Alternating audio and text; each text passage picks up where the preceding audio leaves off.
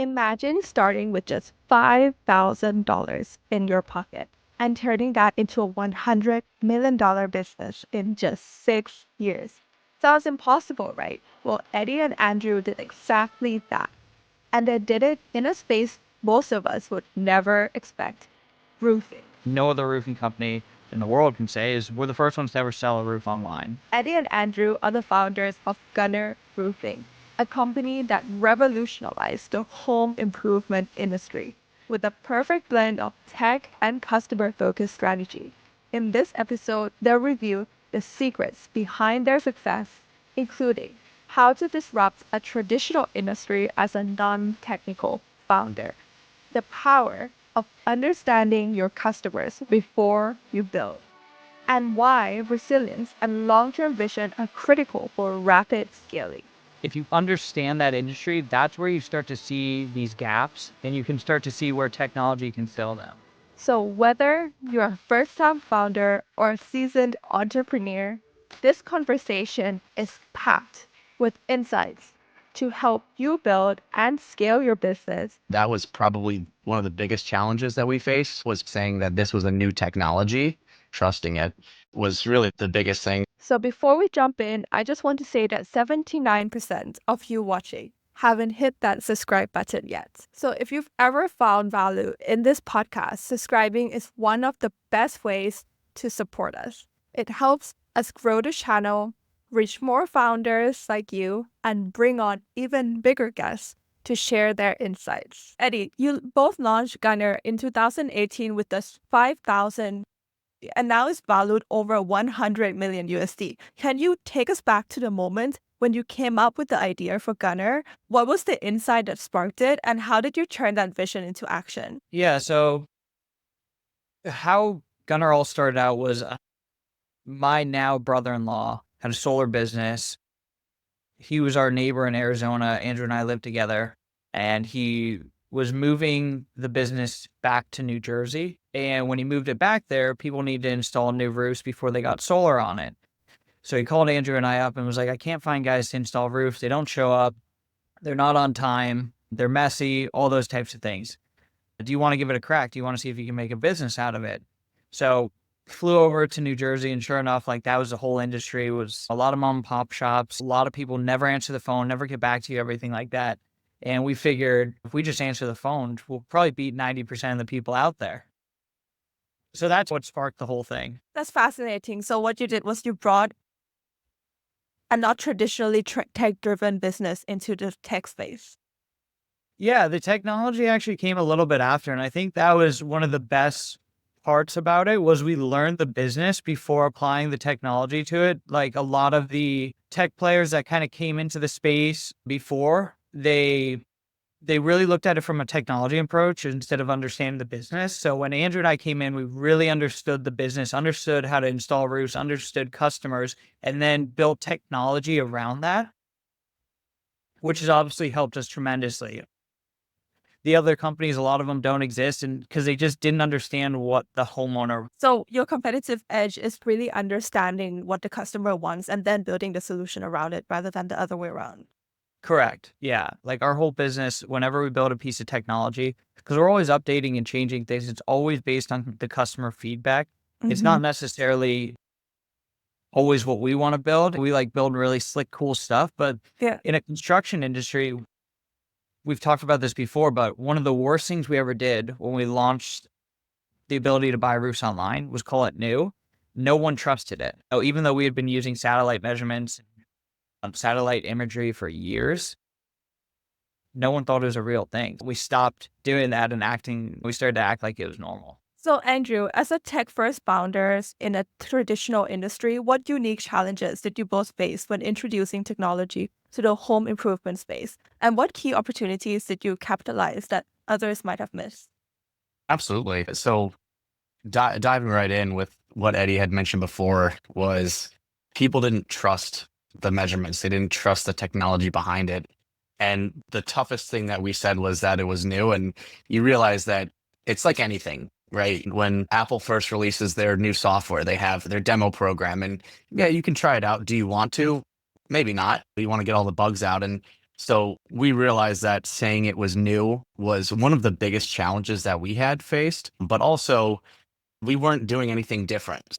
Really just applying that, hey, this is how we've always done things really allowed us to succeed and allowed people to start trusting it was really the biggest thing. And it was difficult when it came to that initial launch because it was like, do we want to say this is new? Do we want to try to say that this is, how we always have done it when, this is the first time someone has ever done this? So that was really the biggest hurdle that we had to go through.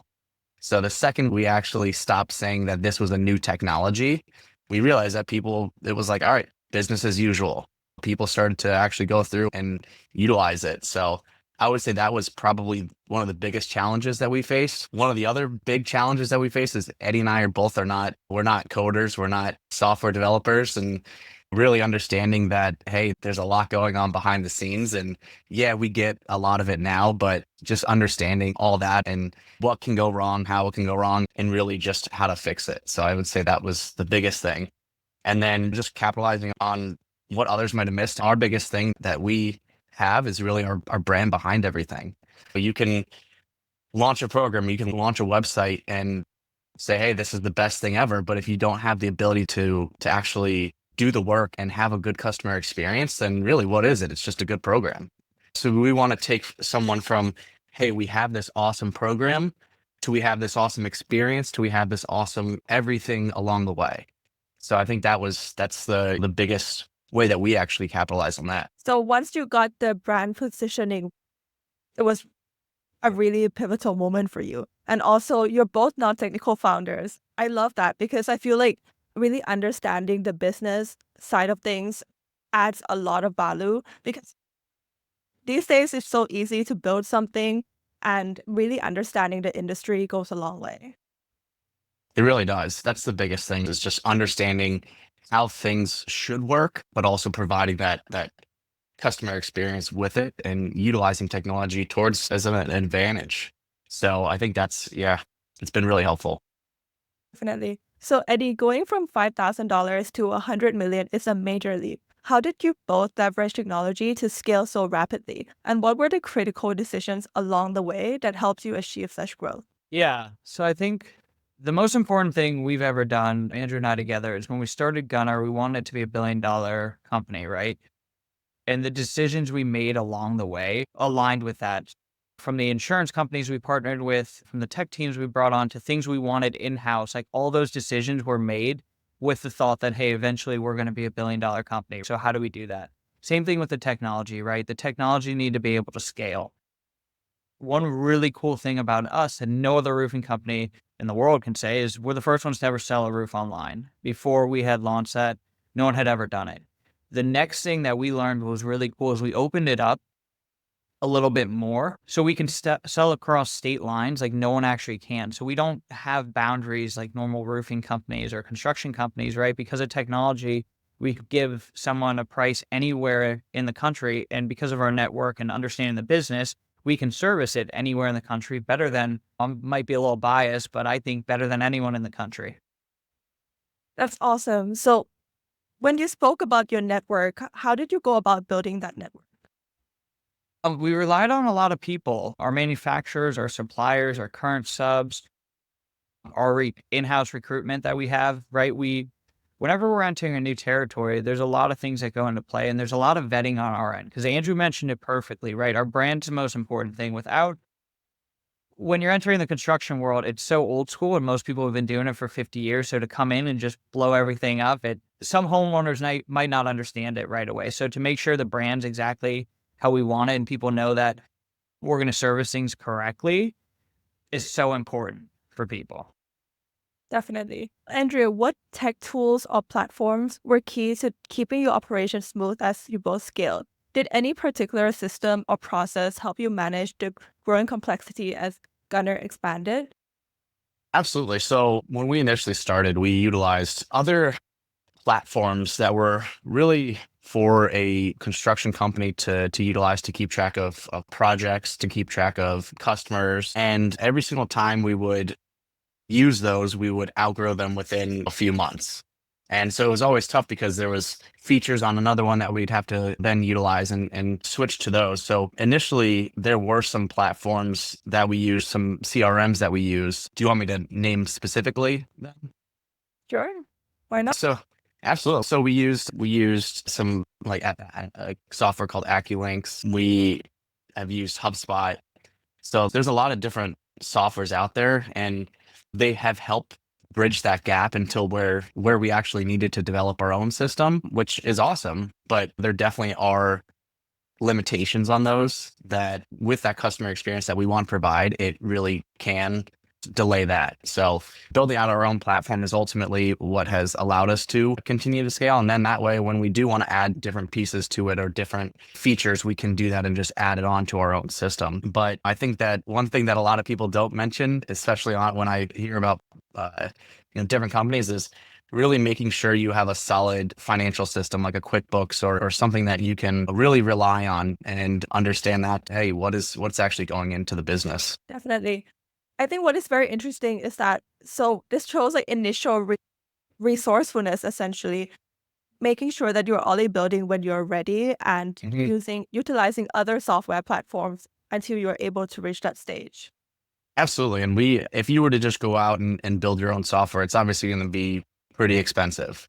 Yeah. But utilizing that to keep costs down, to continue to allow the business to grow is really what has been beneficial to us, because then it gets us to a point where we can say, hey, all right, we're utilizing these 3 different softwares to do these 3 different tasks. And now we can combine them and do it how we want to. So it's definitely, you got to be resourceful when you. Yeah, definitely. Eddie, in many ways, Gunner has been compared to the Amazon or Carvana of roofing. How did you both modernize the customer experience in a traditionally stuck industry? And what advice do you have for other startups in traditional spaces looking to disrupt through technology? Yeah, I think it's a little bit of what we touched on before is we approached it not as a technology company. And I think that gets lost a lot. Like, I'm a huge fan of Bezos, Elon Musk, all these different technology guys. And I think you get lost in it sometimes by seeing, I have to build this really cool tech product and launch it, right? When people are in a traditional industry, if you understand that industry, that's where you start to see these gaps and you can start to see where technology can fill them. That's exactly what we did. Andrew and I, the way it all started, besides us getting into the industry, was Andrew and I were having a conversation and he mentioned how the quoting process is terrible. Like, we have all these different tools and we can produce a quote so fast, but like for most contractors, it takes them a week to get someone a quote. So we figured, okay, here's a huge gap we can solve almost immediately with technology. And then you fast forward and some of the technology we've internally built are totally different businesses that we could sell off if we wanted to. We obviously use them internally, but I think that's where people, and even myself included, have gone wrong, is you think that you need to build a really cool tech platform. In reality, there's gaps everywhere in all these different markets. So you just need to find them that way. Definitely, I completely agree. I think there's a saying that says that first-time founders obsess over products, second-time founders obsess over distribution. Yeah. Yeah, and I think that is really true. Yeah. Yeah, but it's amazing. So is this the first business that you've both built? So I had a smoothie store in college, which is hilarious considering what we're doing now.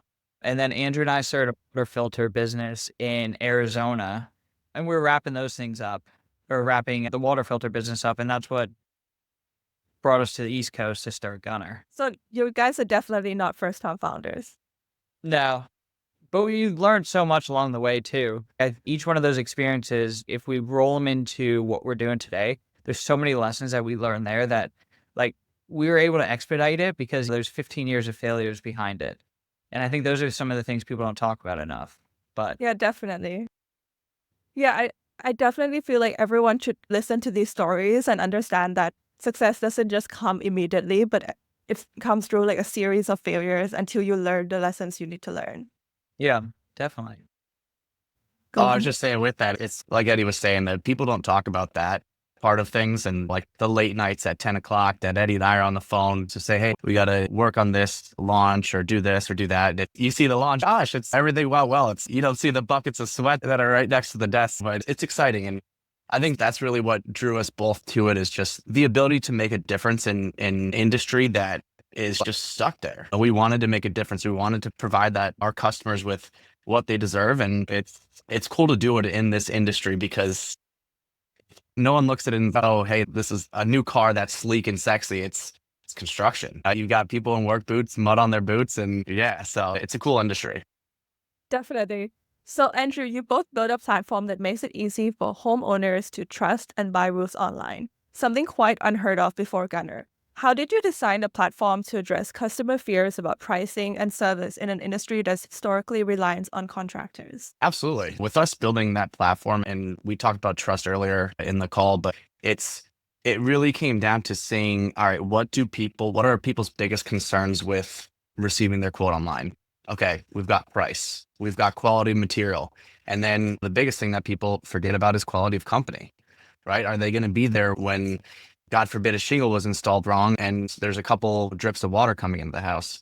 And so what we did was we wanted to focus on, as far as pricing goes, we offer our price match guarantee. So if another company is using the exact same products, materials, warranties, then we will actually match it. Boom, price. That's not a concern anymore. As far as quality of service, we have thousands of reviews across platforms showing our customer experience and showing that why it is the best. And with that service also comes the concern of, hey, is this roof going to last me? Right. And so we have the best warranties in the industry. You've got a 50-year warranty on the actual roof, and then a 25 years workmanship on the actual roof. Right there, we've got price, we've got quality, and then as far as company, right, that we're there to answer the phones. But yeah, if you want to do this all online, you can 100% do that. Or if you feel comfortable and you want to talk to someone, ask someone your questions, that's an option too. A lot of people like to do it online because it's a lot easier. We really want to make sure that we are always there for our customers. And it is quite shocking sometimes to hear stories throughout the industry and you're like, how can people even experience that and still be able to trust the contracting industry? So we wanted to take all of that and really just put no fear in anybody's mind. Definitely. So it works for people who are more familiar with this construction and people who are very new to it and want some help from customer service. Absolutely. We actually had a woman who was 83 years old. She went and she fully checked out online. And so it was one of those things where we want to make it easy for all customers. We don't have a customer that is really our specific target market because everybody can use it. So we wanted to make it that simple. If you're going to drop your kids off at school and you're like, oh, let me work on my roofing project, you can do it while you're waiting for them at the bus stop. We wanted to make it easy. Definitely. So, Eddie, you're both heavily involved in local communities, especially with Gunner Cares Initiative, which donates 1% of sales to charity. What does your commitment to community involvement influence your business decisions, and how can other startups build social impact into their growth strategies? Yeah, we're extremely involved in the community because the community is what allows us to do what we do. They're the ones who actually pay all our bills, right? At the end of the day, like we build something, but it doesn't work without people actually coming to the door and buying the product. And one thing you mentioned, like how can startups do that too? Like it took us a little bit of time, right, to get us off the ground with those things. And before we were able to have a bigger financial impact and have more resources and things like that, Andrew and I really built that into who we are by supporting things a lot smaller at the time. Andrew would do like the Chicago Marathon for Ronald McDonald House, right? Where it's really like a physical sacrifice for him and he would raise money. He's done St. Baldrick's too, which raises money for children's cancers, and getting our suppliers involved to actually help out financially, right? Instead of a growing business, having to pay all those bills on there. So I think that's like really important when you're starting out, is that you can still do it without having to spend a whole bunch of money. There's very creative ways to do it. And if you're gonna be in a community, like you've got to actually be there. You can't just show up and put a billboard up and hopefully everything works. Like people have to see you. They have to know you actually care about the community. Like they give so much to you. So it's super important to give back. So there are ways to give back in the start of the process. So with like smaller things like running marathons and doing your own thing. But then once the business grows, you can add that into the business model. Yeah, I think you keep it consistent, right? You keep who you are and what you want to do. I don't think it's ever good to try to just add it, right? To think there's benefits with it. Andrew and I are we start off with those things. Our mom had cancer, so those are really dear to us, right? So that's why we picked those things. Now, veterans and first responders are extremely important. We've got a lot in our family, everything like that. So that's where things shifted and we're starting to be really involved with. But it's not also just us giving money. It's we're actually out there meeting the people, putting on roofs, like doing more than just contributing a certain dollar amounts. Yeah, I think there's a lot of ways when you're first starting it that you can do it really cheap and also do it in a way that like impacts you, that you're proud of. That's the most important thing, because otherwise you're not going to want to do it. Definitely. So, Andrew, both of you faced personal hardships, from your mother's passing to your father's layoff. How did these challenges shape your entrepreneurial journey, and what lessons did you both carry into building Gunner? Absolutely. With my father's layoff from IBM, it taught both Eddie and I that going the typical corporate route where you think you're safe and you can get a job, work your way up the ladder and financially provide for your family is not always the safest bet. And so I think that really it solidified that, hey, you know what? You're not safe no matter what you do, right?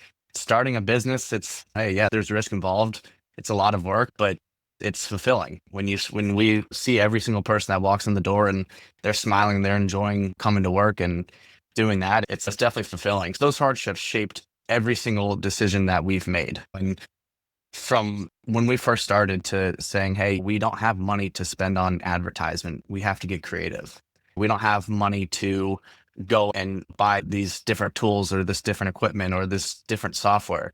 We had to get creative. And I think that's what really it boiled down to, was we were able to utilize a lot of that hardship and say, hey, you know what? We don't have to have all of these tools or fancy things, and really just enjoy life for what it is and enjoy building a business for what it is. I think that really has humbled us. And Eddie and I, we are the first to say it, but we put everything back into this business because it's what allows us to grow quick. That's what has allowed us to go from that $5,000 to the $100 million in valuation. It's not because we're going and just dropping money and showing up with this fancy car and all this stuff. No, that's not exciting. It wears off. You see it, you go out, you buy a new iPhone, and you're like, all right, it's cool for a couple of days. And then you're like, oh, it's just my phone. But there's nothing that every single day it doesn't wear off walking in to the doors at Gunner and just seeing what we built. Like it's exciting every single day. I love that. So it seems like you are able to be successful because you're able to enjoy the struggles of entrepreneurship. Yeah, so I feel like that is a very important point, because a lot of people, they want these shiny things. Like maybe they want a Lamborghini, or maybe they want like something like maybe a big house. But for you, it's like you enjoy the struggles of entrepreneurship. Someday. They beat you up. No, sorry, Andrew, not to take you over, but I'm not graded for anything. It's the most fun thing you possibly do. The worst and best times you will ever have. Sorry. Highs are high and the lows are low. Yeah. So how do you guys overcome these little moments? I think good support system, right? I've got an awesome wife. Andrew and I together, like there's no one that I could bounce anything off more with. And then also like the people around us and remembering what you've built. Like you can get into these crazy low moments, but you take a step back and look at what's going on, smell the roses and see what you're doing, how you affect the people around you. And I think that brings you back to it. And like, you get through those times, like everyone does. You keep moving forward. That's how I do. Yeah, I think that you look at it too and you realize that there's a lot bigger issues out there. And sometimes what may seem like a big issue, yeah, it might be a big issue for the next couple of days, but you're going to get through it. And as long as everybody is healthy and safe, then things can get fixed. Definitely. So zooming out and having that perspective, that what is really actually important. Absolutely. So Eddie, small businesses and startups like Gunner are often referred to as the backbone of America. In your experience, what makes startups so crucial to the economy? And how can founders ensure they remain resilient and impactful in challenging times? So first thing, one of both Andrew and my mentor, when we were starting Gunner, COVID hit like right around the corner and construction had a big boom. But what people don't talk about is there's this time frame for us in New York where there's no construction allowed for 3 months or something. Freaked out a little bit. What are we going to do here? And we reached out to a mentor of ours, and the best piece of advice possibly gave us was turn off the news, put your heads down, and go back to work. And I think we use that in all aspects of our business. There's an election coming up. Some people might like Kamala, some people might like Trump, whatever it is. But at the end of the day, like whoever wins, you have to go back to work the next day. And I think having that mentality throughout it, and even when you face challenges, same type of thing, got to put your head down, you got to get through it, is the biggest way to be resilient when you're starting out. There's a lot of things that could take you out. You just got to keep focusing on yourself and control what you can control. And then talking about backbone of the economy, it's so true. I think one of the coolest things we get to do as a startup is take someone who's pretty green or that wouldn't have this opportunity in life, right? And grow them into a position that could take 20 years and speed it up, could take 5 years. That's really cool. We brought a lot of people on, again, that have experienced that and have grown tremendously and had opportunities they never would in life. So I think it goes more than just like the economic impact, but also the personnel. It goes pretty far as well, too. Definitely. So focusing on what you can control and also bringing on people and having them grow with the company. Yeah, exactly. And then that So helps the economy too, right? Everyone's doing better. definitely. So Andrew, as Gunner scaled from a startup to a 100 million company, how did you both stay connected to your mission and values, particularly when faced with rapid success? What advice do you have for founders who are scaling quickly but want to maintain the integrity? Yeah, that's a great question. I think that the biggest thing you talk about values and sticking to those is we talked about it before, but Eddie and I have always really been the same as far as putting the money back into the business and focusing on that growth. And when we first started really saying, hey, this isn't going to be a $5 million business. This isn't going to be a $10 million business. This is going to be a $1 billion business that we want to grow. And keeping that in mind it's allowed us to put our heads down and say, this isn't where we want to go. And when we hit $1 billion, we're still going to say, hey, we want to continue to keep going. But really just keeping that in the back of our minds of, hey, we're not there yet. We're not there yet. We're not there yet. And it's tough sometimes because you're like, oh, it is exciting, but there's still a goal ahead and we've got to hit that. What has allowed us to stay connected is really just keeping that goal in mind. That support system too, Eddie talked about, is everybody should have a support system that they can bounce ideas off of, that they can talk to, or, hey, this is my thoughts on this situation. And that's allowed us to stay really humble because hey, we've grown into a larger business, but there's thousands of larger businesses, right? And so keeping that in mind that we're not the only ones, and it's humbling to think about. And as far as advice for founders that are scaling quickly, I think it's what we talked about before, but taking a step back in those tough times and saying, wow, we really built a pretty damn cool business. And just looking at that and enjoying it for what it is, because it's not always the easiest thing. It's not always going to be sunshine and rainbows, but definitely take those moments that are exciting and fulfilling and enjoy them, because that's what's going to fuel you to continue that growth and to continue moving to that next goal. I love that. So enjoying the journey, but also always remembering that you haven't arrived yet. Yeah. And if you have a goal, stick with it, no matter how crazy it is. I always love how people say, if you dream for you dream for the sun, you land amongst the stars, or the moon, you land amongst the stars. You got to have some sort of goal, and you obviously want to hit that. But you look at the journey along the way. Definitely. Yeah, I think this is a great point to close up the podcast on. Thank you so much, you both, Andrew and Eddie, for sharing all your expertise and insights on this podcast. No, absolutely. No, we enjoyed it. Thank you so much. Thank you.